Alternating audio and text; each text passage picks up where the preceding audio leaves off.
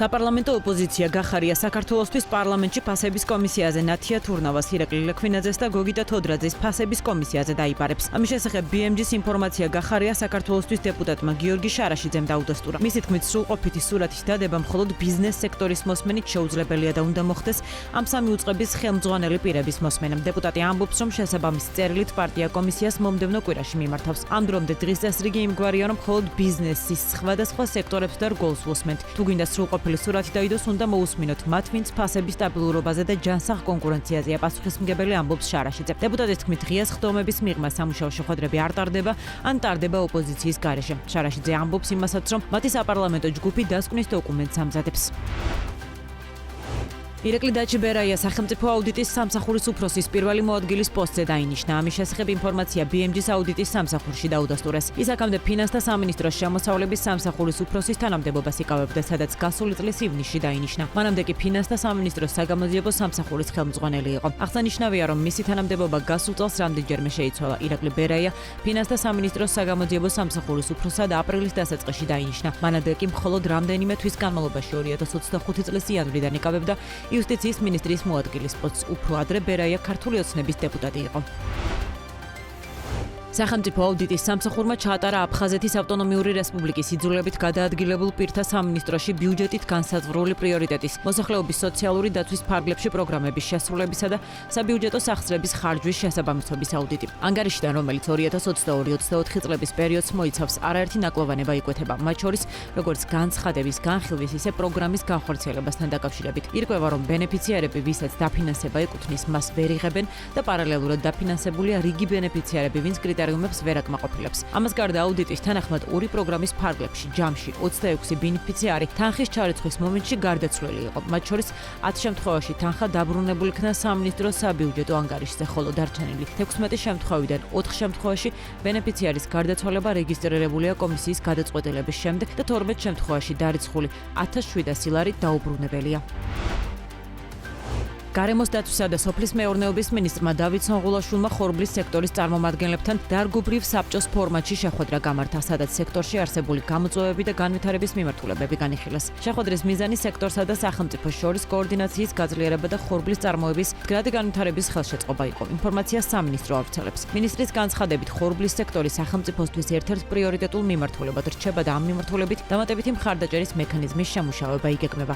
უწყების ცნობით, შეხვედრაზე განსაკუთრებული ყურადღება გამახვილდა სერტიფიცირებული თესლის ხელმისაწვდომობაზე, თანამედროვე ტექნიკისა და ტექნოლოგიების დანერგვის აუცილებლობაზე და მცირე და საშუალო ფერმერებისთვის სასაწყობე ინფრასტრუქტურის უზრუნველყოფაზე. დისკუსიის ფარგლებში ასევე გამოიკვეთა კვალიფიციური სპეციალისტების დეფიციტი, რაც პირდაპირ აისახება პროდუქციის ხარისხსა და კონკურენტუნარიანობაზე. განსაკუთრებული აქცენტი გაკეთდა სარწყავი წყლის ხელმისაწვდომობასა და მართვაზე, მათ შორის საირიგაციო ტარიფების საკითხზე და სახელმწიფო სუბსიდირების მექანიზმების ეფექტიანობაზე.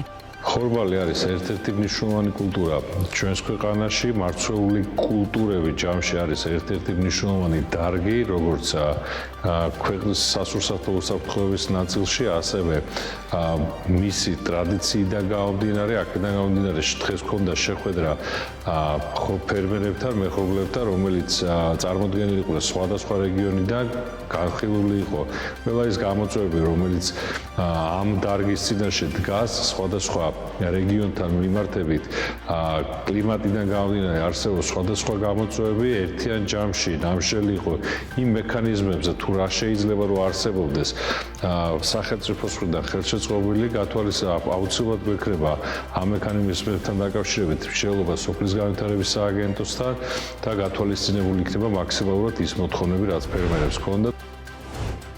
ტურიზმის სექტორში შექმნილი რთული ვითარების გამო სასტუმრო ფალიანმა შემოსავლების სამსახურს ქონების გადასახადის გადავადების თხოვნით მიმართა. როგორც BMG-ს სასტუმროს დამფუძნებელმა ეკა გველესიანმა განუცხადა, უწყებამ ბიზნესის თხოვნა დააკმაყოფილა და გადასახადი 1 წლის ვადით გადანაწილდა. როგორც გველესიანი განმარტავს, დაბალი სეზონისა და რეგიონში არსებული კონფლიქტების ფონზე სასტუმროსთვის ქონების გადასახადის ერთიანად გადახდა კრიტიკულად რთული იყო. სასტუმროს დამფუძნებლის თქმით, მიღებული გადაწყვეტილება ბიზნესს საშუალებას აძლევს ფინანსური წნეხი 12 თვეზე გადაანაწილოს გადასახადი გადასახადის პროცესი ივნისში დაიწყება და მომავალი წლის მაისში დასრულდება. ეკა გველესიანი აღნიშნავს, რომ ეს არ არის პირველი შემთხვევა, როდესაც სასტუმრო ამ პრაქტიკას მიმართავს.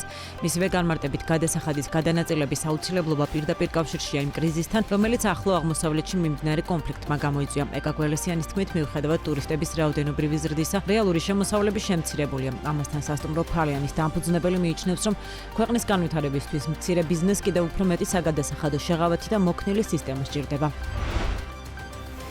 ჯორჯიან პეტროლიუმის კომერციული დირექტორი გიორგი ანდღულაძე საავიაციო საწვავის ბაზარზე არსებულ ვითარებას აფასებს. როგორც მან BMG-ს უთხრა, მიუხედავად გლობალურ ბაზარზე შექმნილი რთული მდგომარეობისა, საქართველოში საწვავის დეფიციტი არ იგრძნობა და იმპორტი შეუფერხებლად გრძელდება. მისი განცხადებით, მათ ბაზრები დივერსიფიცირებული აქვთ და შესაბამისად ამ დროისთვის პრობლემა არ შექმნიათ. დღეს მდგომარეობით საავიაციო საწვავის კვირის საშუალო ფასი ბარელზე $185 აღწევს, რაც წლიურად 105%-ით გაძვირებული მაჩვენებელია.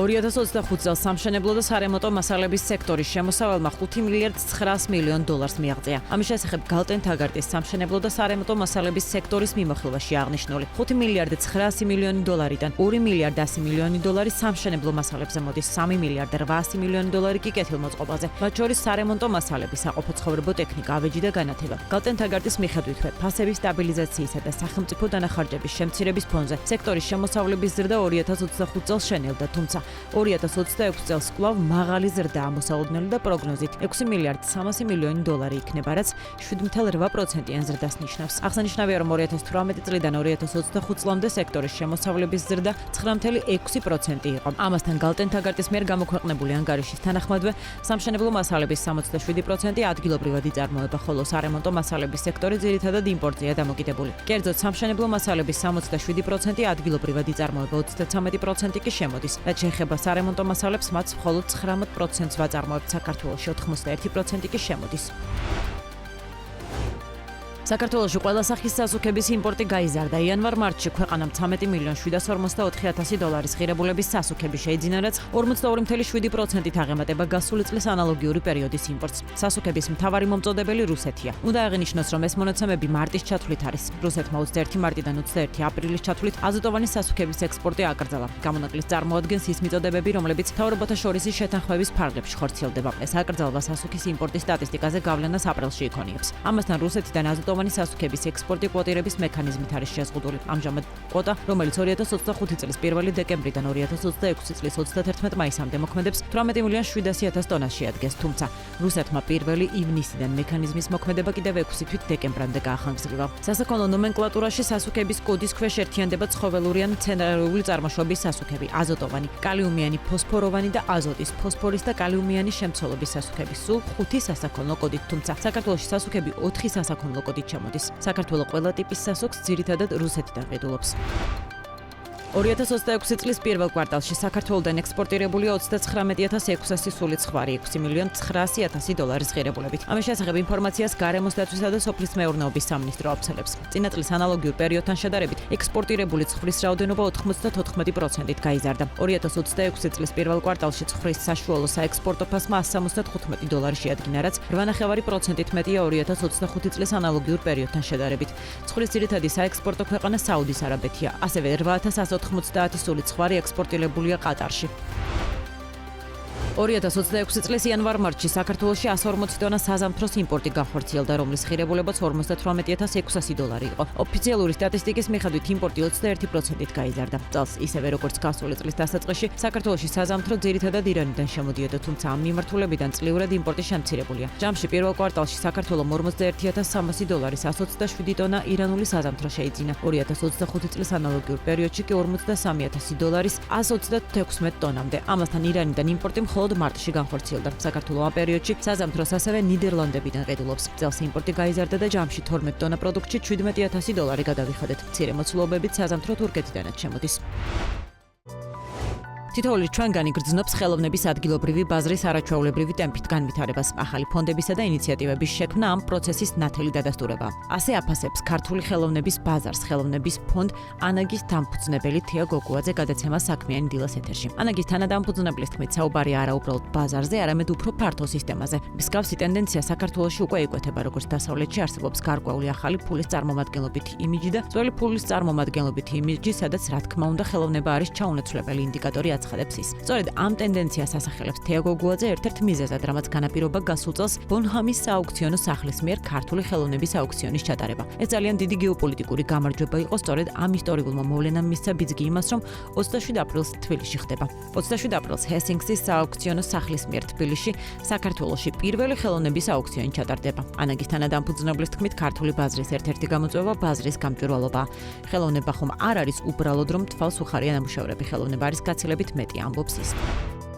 საქართველოში სამშენებლო სარემონტო მასალების სექტორი ბოლო წლებში დინამიკურ ზრდას აჩვენებს. გალტენ თაგარტის მონაცემებით სამშენებლო და სარემონტო მასალების სექტორი 2018-25 წლებში 9.6%-ით გაიზარდა და გასულ წელს მთლიანი სექტორის შემოსავალმა 5 მილიარდი 900 მილიონი დოლარი შეადგინა. საინვესტიციო ბანკის პროგნოზით წელს სექტორი წრიურად 7.8%-ით გაიზარდება. სარემონტო მასალების ბაზარი კი 10.4%-იან ზრდას აჩვენებს. ჰიპერმარკეტების ქსელ გორგიას დირექტორის თორნიკე გურულის განცხადებით, ბოლო 2 წლის განმავლობაში მათი გაყიდვები საშუალოდ 15-20%-ით გაიზარდა. როგორც გურული განმარტავს, ბაზრის ზრდას რამდენიმე ძირითადი ფაქტორი განაპირობებს. მათ შორის ქვეყანაში დასრულების ფაზაშია არაერთი მსხვილი საცხოვრებელი კორპუსი, რაც ავტომატურად ზრდის მოთხოვნას სარემონტო მასალებზე. ასევე თუ ადრე სამშენებლო აქტივობა ძირითადად თბილისსა და ბათუმში იყო კონცენტრირებული, ახლა ტენდენცია შეიცვალა და მშენებლობები გაიშალა რეგიონებშიც. ბაზრის ზრდას ხელს უწყობს საერთაშორისო ვაჭრობაც, რადგან ქართული კომპანიები აღარ შემოიფარგლებიან მხოლოდ ადგილობრივი ბაზრით. მაგალითად, გორგია სამშენებლო მასალების ექსპორტსა და დისტრიბუციას ეწევა ისეთ ქვეყნებში, როგორც არის სომხეთი, აზერბაიჯანი, ბულგარეთი და საუდის არაბეთი. კომპანიის დირექტორი ვარაუდობს, რომ წელს სამშენებლო ბაზრის საერთო ზრდა 7-დან 12%-ის ფარგლებში იქნება, თუმცა სექტორის ზრდასთან ერთად გამოწვევად რჩება პროდუქციის გაწვირება.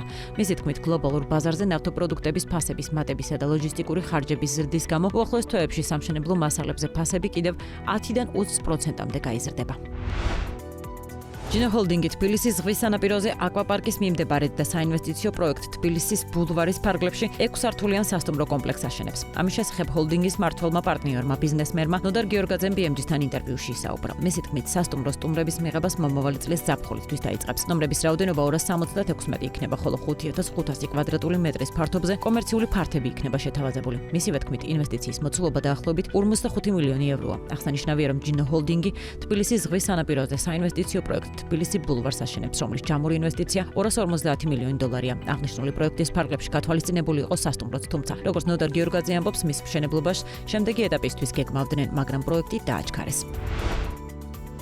საქართველოში გახანგრძლივებულმა ცივმა გაზაფხულმა შესაძლოა თაფლის მოსავალი მნიშვნელოვნად შეამციროს. ამის შესახებ მეფუტკრეთა გაერთიანების ხელმძღვანელმა ალეკო პაპავამ BMG-სთან განაცხადა. მისი თქმით, მიმდინარე სეზონზე ამინდის პირობები მეფუტკრეებისთვის ხელსაყრელი არ არის და საბოლოო შედეგზე საუბარი ჯერ ნაადრევია, თუმცა არსებული ტენდენცია ოპტიმიზმის საფუძველს არ იძლევა. რაც შეეხება ტენდენციებს, მისივე შეფასებით ბაზარზე უკვე დეფიციტის ნიშნებიც იკვეთება. შიდა ბაზარზე თაფლის მარაგები პრაქტიკულად ამოწურულია, მაშინ როცა მოთხოვნა როგორც ადგილობრივ, ისე საერთაშორისო ბაზრებზე მზარდია.